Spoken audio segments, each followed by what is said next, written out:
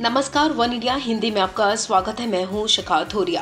प्रधानमंत्री नरेंद्र मोदी ने शुक्रवार को प्रकाश पर्व के मौके पर देश को संबोधित किया। इस दौरान पीएम मोदी ने तीनों कृषि कानूनों को वापस लेने का ऐलान कर हर किसी को चौंका दिया।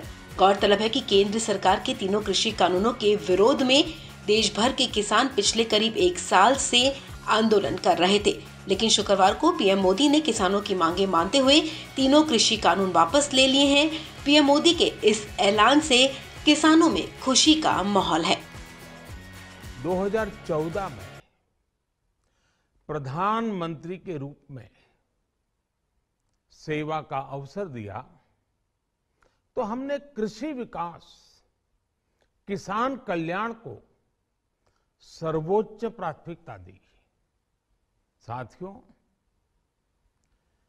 इस सच्चाई से बहुत लोग अनजान है कि देश के 100 में से 80 किसान छोटे किसान हैं। उनके पास 2 हेक्टेयर से भी कम जमीन है। आप कल्पना कर सकते हैं, इन छोटे किसानों की संख्या 10 करोड़ से भी ज्यादा है। उनकी पूरी जिंदगी का आधार यही छोटी सी जमीन का टुकड़ा है। आइए जानते हैं पीएम मोदी के संबोधन की बड़ी बातें।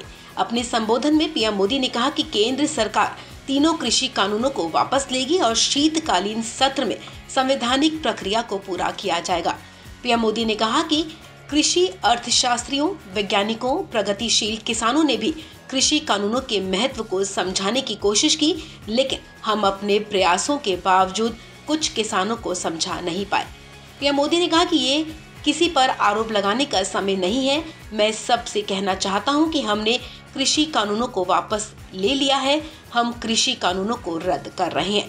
पीएम मोदी ने अपने संबोधन के दौरान बताया कि एमएसपी को और ज्यादा प्रभावी और पारदर्शी बनाने के लिए एक कमेटी का गठन किया जाएगा। इस कमेटी में केंद्र सरकार, राज्य सरकारों के प्रतिनिधि होंगे, किसान होंगे, कृषि वैज्ञानिक होंगे और कृषि अर्थशास्त्री भी होंगे।